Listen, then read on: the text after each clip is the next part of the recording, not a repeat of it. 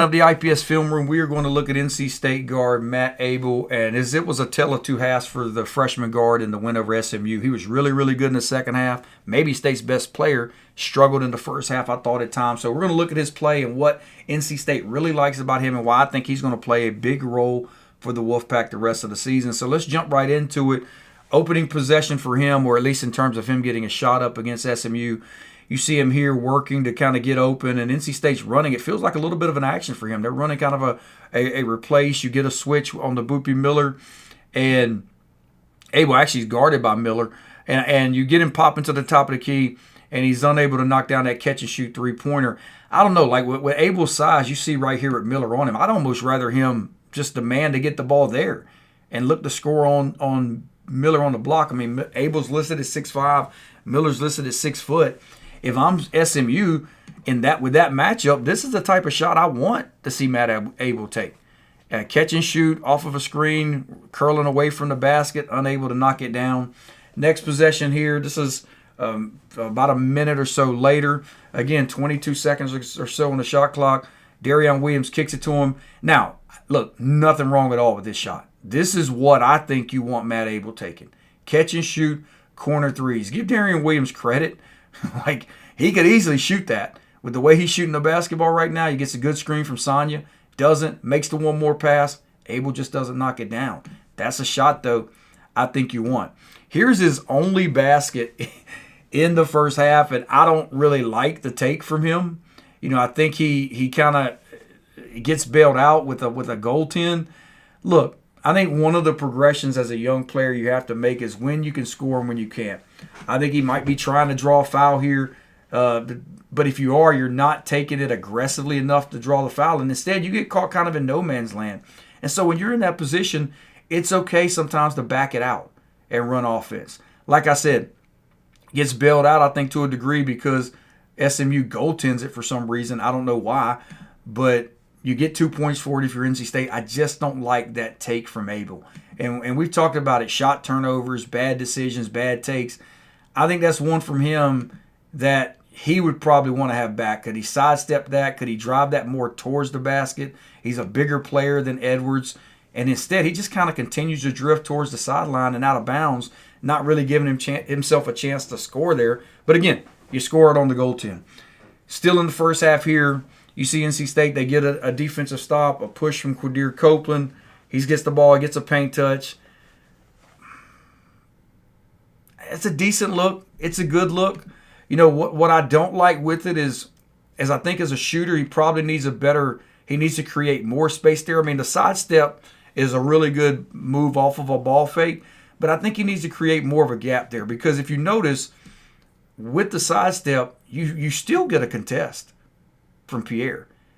I mean, that's still contested with 24 seconds to go on the shot clock. I'm not really a fan of that shot for Matt Abel. I'm not. Like, if it's a clean catch and shoot one like we saw earlier from the corner, great. But off the dribble, sidestepping without really his defender flying by him to where he can get off a clean one, don't really like that look. And instead, it's a rebound for SMU.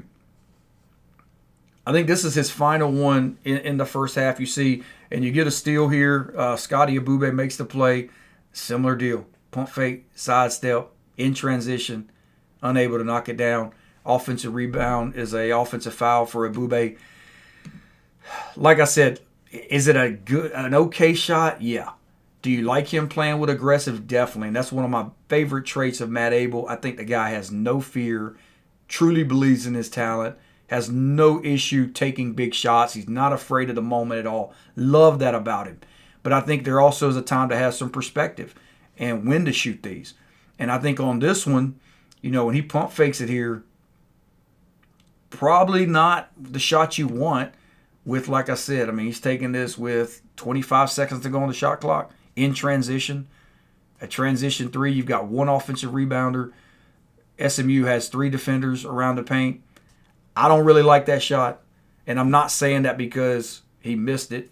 I like the aggression, but I think there's other areas and other shots you want him taking. And we get here now into the second half where I thought Will Wade chose to stick with Matt Abel and go back to him. He went back to him, first guy off the bench, I believe, and you get a corner look to him. And we talked about it. One of the things you do as a player, if your shot's not falling, and it hadn't been falling for Abel in this game, look at what he does. Look at the adjustment he makes. Instead of a sidestep three-pointer, he could pump fake that and maybe step to the side. He takes a strong drive to the basket where he gets fouled and scores. This is what I mean when I say if you're driving to look for contact, think of the one we saw earlier in the game where he got the goaltend on. Look at the difference in these driving angles from Abel. I mean, this one, he has a chance to turn this back inside, but instead he stays towards the sideline and kind of drifts out of bounds, doesn't get the call. Like I said, he got the goaltend. But compare it to this one, where you see him here, it's just a rip, drive with his left hand, works back to his right, gets contact, and fouls. That's a really good drive from Abel with his left hand. He's a good player with his left hand, finishes with his right, gets to the free throw line, knocks it down. So you see the adjustment for him. If I don't have the clean catch and shoot, I'm ripping and driving. Love it. Love it from him. Here's another one in the second half from Abel. You see NC State pushing the ball. Trey Holloman gets it to him in the corner. I mentioned catch and shoot, corner threes, catch and shoot threes. Those are the ones you want him taking. Catch and shoot shots. And he knocks this one down to put NC State up. And I think NC State never trailed after this basket against SMU. That was a huge one from a momentum standpoint. And here's another shot. You use him now as a ghost screener. He kind of sets it. You get two on the ball. Again, catch and shoot. He's not now. The difference with him now, he saw a couple shots go in. You feel better about him taking these shots. And he knocks that one down with, I think, an aggression. Like I said, I love his aggression. And you see the confidence up. You see him really, really excited. Look at his mannerisms after this shot. And I want to compare it to his mannerisms. I believe it was after this one. You can tell right there, upset. He hadn't had a shot go in. And he has a right to be upset. He hadn't made a shot. He probably feels like he should make that one. Unable to knock it down. But this one from on the go screen was a big one. You get two on the ball. And like I said, catch and shoot with confidence. And then this final basket he scored here in the second half. NC State's up 7 at this point. And what I like about Abel, I mentioned it earlier. Allow the defense to make decisions for you. If you can't shoot the catch and shoot, be aggressive and touch paint. And he does it here.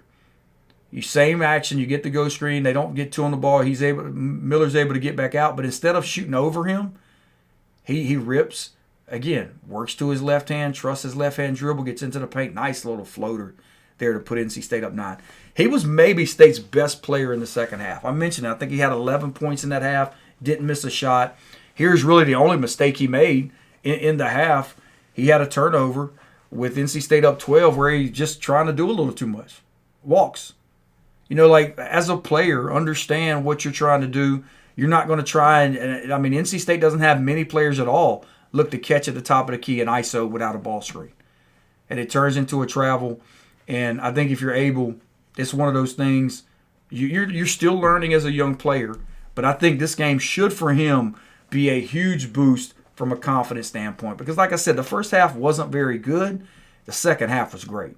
And as a player, you want those types of moments where you feel like you impacted a game. And Matt Abel played a big, big role in this win for NC State.